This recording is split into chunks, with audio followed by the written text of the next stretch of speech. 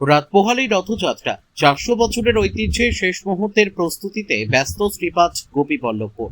রাত্রি পোহালেই ঐতিহ্যের রথযাত্রা প্রায় 400 বছরের ইতিহাস বুকে নিয়ে এবছরও জাঁকজমকভাবে অনুষ্ঠিত হতে চলেছে ঝাড়গ্রামের গোপীবল্লভপুরের ঐতিহ্যবাহী শ্রীপাঠ রাধা গোবিন্দ জিউ মন্দিরের রথযাত্রা।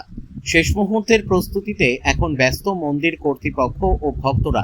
আগামীকাল রথের দড়িতে টান পড়তেই আনুষ্ঠানিকভাবে শুরু হবে বহু প্রতীক্ষিত এই উৎসব। ঐতিহাসিক সূত্রে জানা যায় 1615 খ্রিস্টাব্দে বৈষ্ণবাচার্য শ্যামানন্দ ও তার শীর্ষ রসিকানন্দের উদ্যোগে এই রথযাত্রার সূচনা হয়। প্রতি বছর পশ্চিমবঙ্গের পাশাপাশি ওড়িশা ও ঝাড়খণ্ড থেকেও হাজার হাজার ভক্ত ও দর্শনার্থী এখানে সমবেত হন। এই রথযাত্রার বিশেষ আকর্ষণ দুটি পৃথক রথ, একটিতে জগন্নাথ দেব ও সুভদ্রা, অন্যটিতে বলরাম বিরাজ করেন।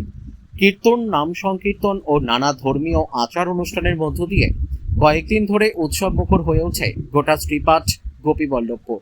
উল্লেখ্য, 4 শতকেরও বেশি পুরনো এই ঐতিহ্যবাহী রথযাত্রা এবছর প্রথমবারের মতো পশ্চিমবঙ্গ সরকারের পক্ষ থেকে 5 লক্ষ টাকার আর্থিক অনুদান পেয়েছে, যা এই প্রাচীন ধর্মীয় ও সাংস্কৃতিক উৎসবের মর্যাদাকে আরও বাড়িয়ে দিয়েছে।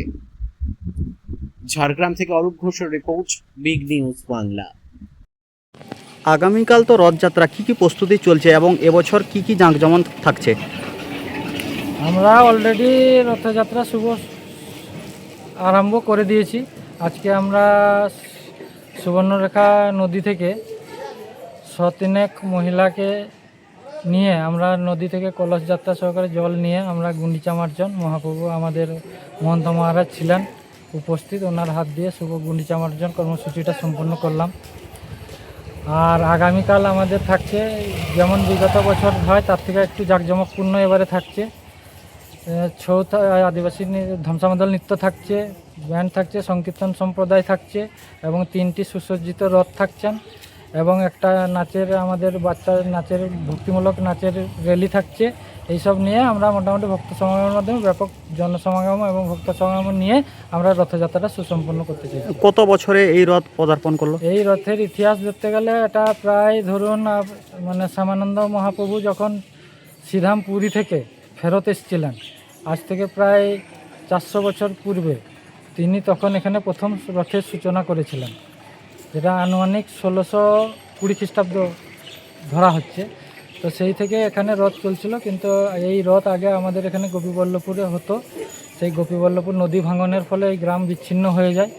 সেই গ্রাম থেকে ধীরে ধীরে এটা গোপীবল্লভের মধ্যে সীমা ছিল। আমাদের কাপাসিয়া মাসিবাড়িতে আজ এটা ধরুন 32 বছর ধরে আমরা এখানে রথটা মানে মাসিবাড়িটা প্রতিষ্ঠা করেছি আমরা। ওখানে মহাপ্রভুর রথ 32 বছর ধরে যাচ্ছেন। আর এই সিধা শ্রীপাঠ গোপীবল্লভপুরের রথযাত্রার ইতিহাস দেখলে এটা প্রায় 400 আনুমানিক 420-25 বছর হচ্ছে আর কি। 1620 থেকে হিসাব করুন না আপনি। এবছর তো প্রথম সরকারি অনুদান 5 লক্ষ টাকা রথে পেল, কি বলবেন? হ্যাঁ, তার জন্য প্রথমে আমি পশ্চিমবঙ্গ সরকার বাহাদুরকে, আমি মাননীয় শুভেন্দু অধিকারী মহাশয়কে ধন্যবাদ জ্ঞাপন যাচ্ছি রথযাত্রা কমিটির পক্ষ থেকে, এবং পশ্চিমবঙ্গ সরকারের সমস্ত সদস্যবৃন্দকেও ধন্যবাদ জানাচ্ছি। বিশেষ করে আমাদের এলাকার প্রশাসনিক কর্মকর্তা যারা আছেন, বিডিও সাহেব, আইসি সাহেব এবং অন্যান্য পঞ্চায়েত থেকে শুরু করে যে সমস্ত সরকারি কর্মচারী বা আধিকারিক বৃন্দরা আছেন, সকলকে আমরা আন্তরিক শুভেচ্ছা কাপাসিয়া মাসিবাড়ির পক্ষ থেকে। আর মোটামুটি এই অর্থটা আমাদের খুব কাজে লাগবে, বিশেষ করে আমাদের রথের রক্ষণাবেক্ষণ সেগুলোর কাজে লাগছে। রথযাত্রা অনুষ্ঠানের পক্ষে জাঁকজমক আরও একটু ভালো হবে, সেইভাবে আমরা মোটামুটি এগিয়ে চলেছি আর কি। অন্যান্য যে রথ হয় তার মধ্যে এটা অন্যতম এবং এটা একটু আলাদা টাইপের, এদের নতুন কি কি চমক রয়েছে? নতুন চমক বলতে আমরা এই ধরুন গুন্ডিচা মার্জন একটা চমক দিয়েছি। কালকে রথের আমরা রথযাত্রা শোভাযাত্রাটা একটা চমক দেব। এটা এখন থেকে আমি প্রকাশ করব না, আপনারা যারা আসবেন আপনাদের ফুটেজের মাধ্যমে ভক্তমণ্ডলীরা দেখতে পাবেন, কারণ আগে বলে দিলে সেই ইন্টারেস্টটা থাকবে না।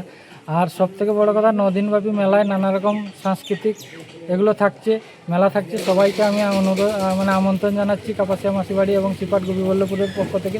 সবাই রথ মহাপ্রভুর দর্শন করুন কাপাসিয়া গুন্ডিচা মার্জন গিয়ে, এবং নানা রকম অনুষ্ঠান এবং ভক্তিমূলক সাংস্কৃতিক যে অনুষ্ঠানগুলো হচ্ছে সেগুলোও দেখুন, মহাপ্রভুকে দর্শন করুন এবং মেলার আনন্দ উপভোগ করুন।